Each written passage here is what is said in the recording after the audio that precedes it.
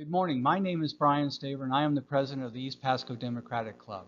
I'd like to welcome all the precinct leaders to the Precinct Leader Empowerment Training Program, your program for a blue victory in East Pasco.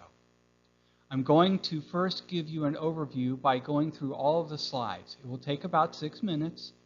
Then we will go back through the presentation and dig into the details. Here is your organizational chart. The organizational chart is designed to break local regions into neighborhoods, which are then assigned to the precinct volunteers. How do we do this? We utilize the turf cutting tools to designate each region and neighborhood.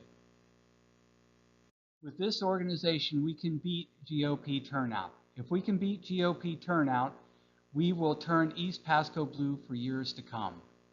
We classify voters into 4 categories determined by their voting history. They are hot, warm, new, and cold. Hot voters consistently vote in every election. Warm voters voted in one of the last 2 general elections, but not both. New voters have not yet voted in recent elections. And cold voters are everybody else. They are persons registered for the last 2 general elections but did not vote in either. Here is recent Democratic turnout by category. Hot Democrats turned out at a rate of 95%. Every county in Florida was within a point or 2 of this percentage. Warm Democrats turned out at a rate of 70%. New Democrats turned out at a rate of 60%. Cold Democrats turned out at a rate of only 7%. When Obama ran, it was an astounding 28%. Now let's compare turnout rates of Democrats to that of Republicans. 62% of Republicans are hot. This compares to only 55% of Democrats. That's a 7-point disadvantage.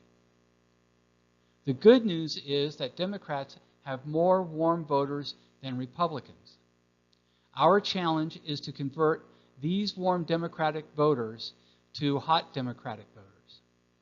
More good news is that Democrats have a larger pool of new voters than the Republicans. Because Republicans have more hot voters, they start every election cycle with an advantage.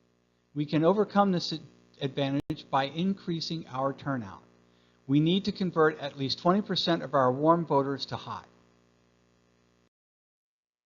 To get these changes made, precinct leaders make the difference.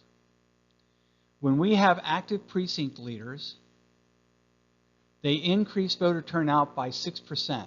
That, my friends, is all it will take to win. We have the tools to help our precinct leaders to succeed. Good precinct leaders are armed with information, they organized, they're trained and know what to do. They have a plan. They know when to do it. They use volunteers to help. They focus most of their time on warm and new voters. They aim to build a democratic voting habit with voters. You are getting a precinct leader manual. It is customized to each precinct. The manual contains everything that a precinct leader needs to be successful. You get a binder with this content: business plan with strategic summary, a mission statement, a know the ropes, these are the how-to instructions, product and process, targeted voters van list, prioritized, score, districts and elected officials, voter statistics, guidelines and introduction scripts, and a map. Here's the strategy in the manual. Drive warm and new voters to vote. Put extra effort into specific groups, which include young voters, ethnic voters, minority voters, and single women voters.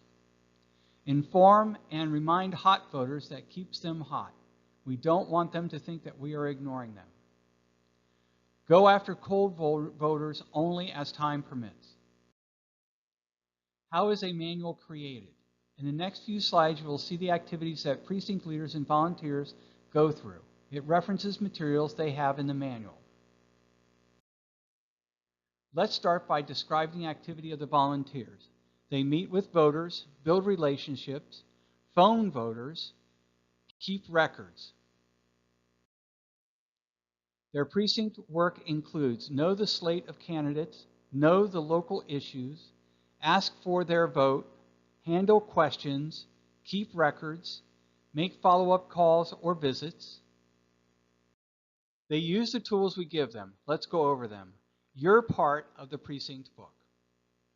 Voter list, scripts and bullet points, neighborhood plans, turfs, which I will explain to you later. We also have some special issues. Vote by mail instructions, requests for display materials like bumper stickers, decals, and yard signs. They get a calendar. The first question is, when do we start? The answer is as soon as possible. Specifically, it will be April 1st, 2018. The ground game is key. As recent elections have shown, we can beat the Republicans. You are not alone. We are a team. Ask for help when you need it.